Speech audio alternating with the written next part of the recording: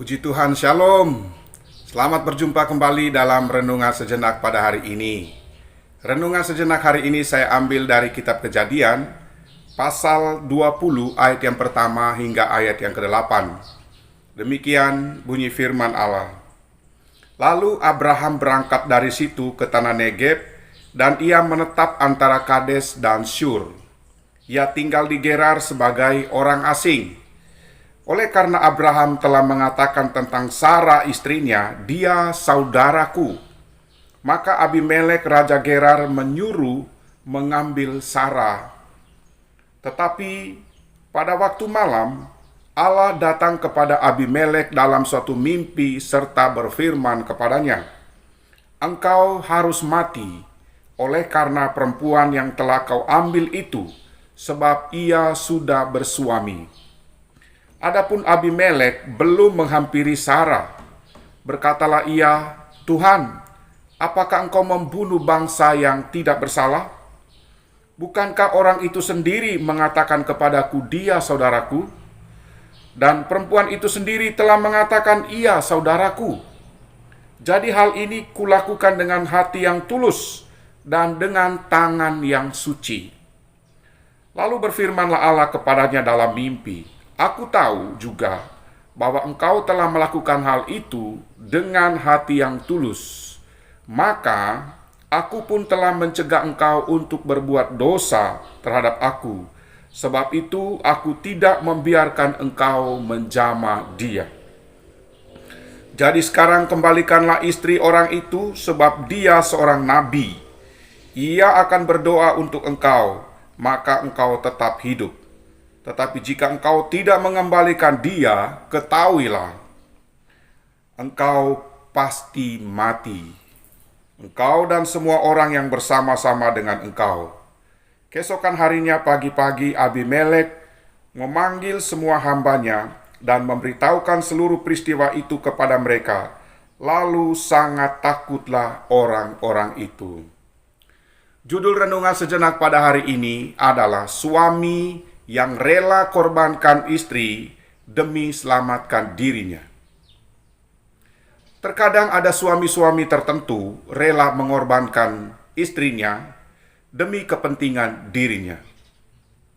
Seperti ada suami yang rela mengizinkan istrinya untuk menjadi PSK demi uang, rela untuk menyuruh istrinya menjadi pengemis demi uang, rela menyuruh istrinya untuk bekerja keras.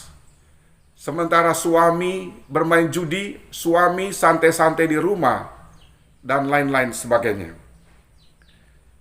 Kita melihat bagaimana Abraham rela mengorbankan istrinya untuk dijadikan istri oleh Abimelek demi menyelamatkan dirinya dari perlakuan Abimelek, karena dia takut dibunuh oleh Abimelek.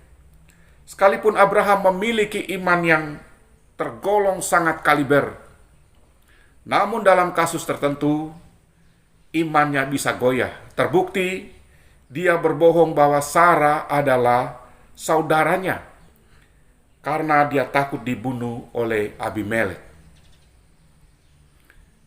Di ayat yang kedua di situ dikatakan, oleh karena Abraham telah mengatakan tentang Sara di istrinya, dia saudaraku, maka Abimelek raja Gerar menyuruh mengambil Sara.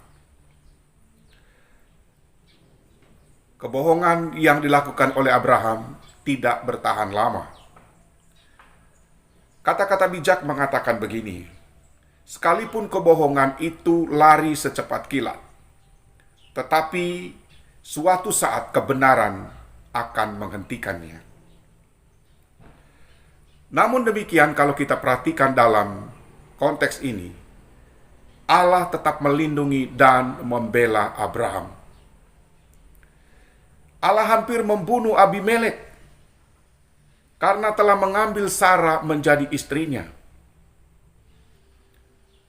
Di ayat 3 dan sampai 5 di situ dikatakan, tetapi pada waktu malam Allah datang kepada Abimelek dalam suatu mimpi serta berfirman kepadanya, "Engkau harus mati oleh karena perempuan yang telah kau ambil itu, sebab ia sudah bersuami. Adapun Abimelek belum menghampiri Sara, berkatalah ia, Tuhan, apakah engkau membunuh bangsa yang tak bersalah? Bukankah orang itu sendiri mengatakan kepadaku, dia saudaraku? Dan perempuan itu sendiri telah mengatakan, ia saudaraku. Jadi hal ini kulakukan dengan hati yang tulus dan dengan tangan yang suci. Jadi Abraham dan Sara, mereka sama-sama sepakat berbohong kepada Abimelek bahwa Sara adalah saudara Abraham, dan Sara juga berkata Abraham adalah saudaranya. Itu sebabnya Abimelek berani mengambil Sara untuk menjadi istrinya. Kemudian Allah juga mencegah Abimelek untuk berbuat dosa dengan mengambil Sara menjadi istrinya, karena Allah tahu bahwa Abimelek hatinya tulus. Di ayat 6 di situ dikatakan, lalu berfirmanlah Allah kepadanya dalam mimpi, atau kepada Abimelek dalam mimpi. Aku tahu juga bahwa engkau telah melakukan hal itu dengan hati yang tulus. Maka aku pun telah mencegah engkau untuk berbuat dosa terhadap aku. Sebab itu aku tidak membiarkan engkau menjamah dia. Jadi dalam hal ini, Allah mau mencegah Abimelek untuk berbuat dosa atau berdosa terhadap Allah dengan mengambil Sara menjadi istrinya. Kemudian Allah juga memerintahkan Abimelek supaya mengembalikan Sara. Dengan demikian, Abimelek tidak mati. Alasannya di sini dikatakan bahwa karena Abraham adalah seorang nabi. Di ayat 7 di situ dikatakan, jadi sekarang kembalikanlah istri orang itu, sebab dia seorang nabi. Ia akan berdoa untuk engkau, maka engkau tetap hidup. Jika engkau tidak mengembalikan dia, ketahuilah engkau pasti mati, engkau dan semua orang yang bersama-sama dengan engkau.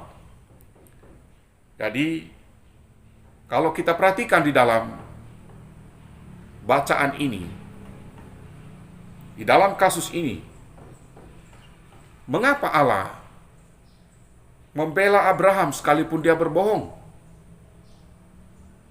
Apakah seorang hamba Tuhan boleh berbohong demi menyelamatkan dirinya? Jadi Bapak Ibu Saudara, ini adalah kasus unik yang dialami oleh Abraham. Allah memahami setiap kondisi yang dialami oleh setiap hamba-hambanya dalam melaksanakan misi Allah. Allah memahami setiap kondisi yang dialami oleh setiap anak-anaknya. Dan Allah tidak mengizinkan orang-orang fasik memperlakukan seorang hamba Tuhan yang telah dipilih dan diurapi oleh Tuhan dengan jahat, karena ia adalah pilihan Tuhan atau nabi Tuhan. Kalau kita perhatikan dalam Bilangan pasal 12 ayat 6, di situ dikatakan begini. Lalu berfirmanlah ia atau berfirmanlah Allah, dengarlah firmanku ini.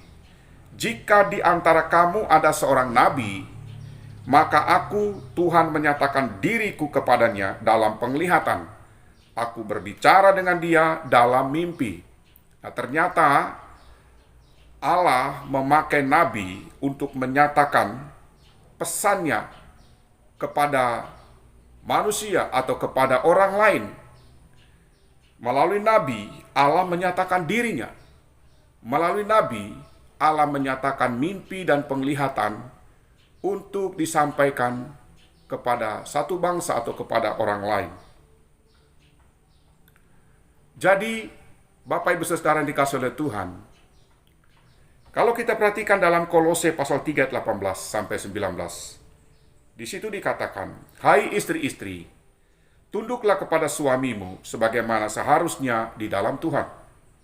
Hai suami-suami, kasihilah istrimu dan janganlah berlaku kasar terhadap dia. Dalam Efesus juga, Paulus menekankan kepada jemaat Efesus pasal 5 ayat 22 sampai 25. Di situ dikatakan, "Hai istri, tunduklah kepada suamimu seperti kepada Tuhan. Karena suami adalah kepala istri, sama seperti Kristus adalah kepala jemaat. Dialah yang menyelamatkan tubuh.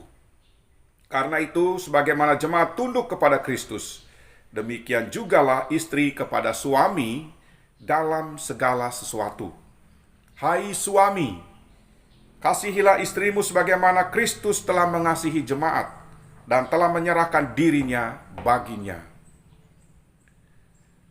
Jadi, Bapak Ibu Saudara dikasihi oleh Tuhan, Allah mengajarkan kepada kita supaya suami-suami harus mengasihi istrinya. Dan istri-istri harus tunduk kepada suaminya. Atau dalam hal ini, suami istri harus saling mengasihi. Suami istri harus saling menolong. Suami istri harus bekerja sama, bukan saling mengorbankan satu dengan yang lain. Demikian renungan sejenak pada hari ini. Selamat beraktivitas. Tuhan Yesus menyertai dan memberkati kita sekalian. Amin.